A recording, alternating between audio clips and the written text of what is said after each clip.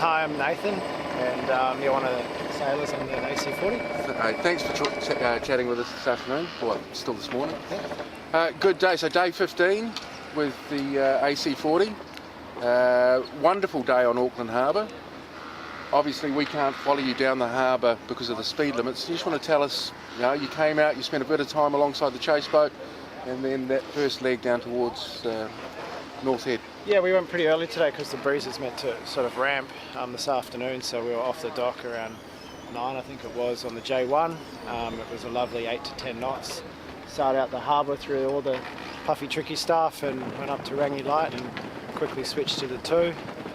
Did a few laps sort of between Rangi Light and North Head on the 2, and then it built over 14, so we put the 3 on, and it seems to be the way here. The summer is definitely coming, and if you want a building breeze, you just have to go early enough to get a nice build, and that was another fantastic day.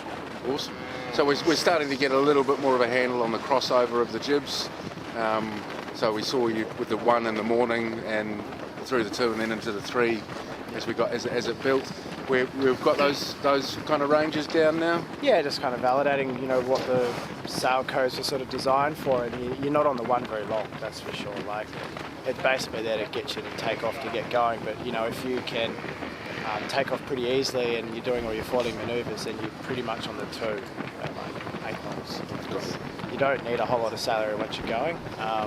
And then the 3, surprisingly, is in range, as low as 10 and as high as 25 because it's the smallest jib, but it goes through quite a good range. But I think most of the time you'll see is probably on the 2 and the 3 as we come into summer. Yeah, is there room for a 4? Do you think if you were looking to sail at the maximum 25 knots, would you want something smaller?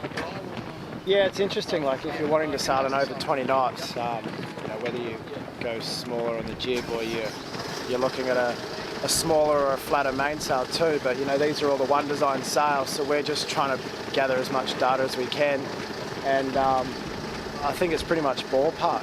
If you're happy to sail from 20 knots down, all the codes are there and you've got everything you need. Got it. Oh, that's awesome. Okay, and we saw some really good manoeuvres and then some average ones today. That's just trying new ways of doing it. Yeah, exactly. I think, as we go through our development phase and starting to think about how we, want to sail, at the end of the day, we've come up with a few different ways that the 4 of us can sail this boat.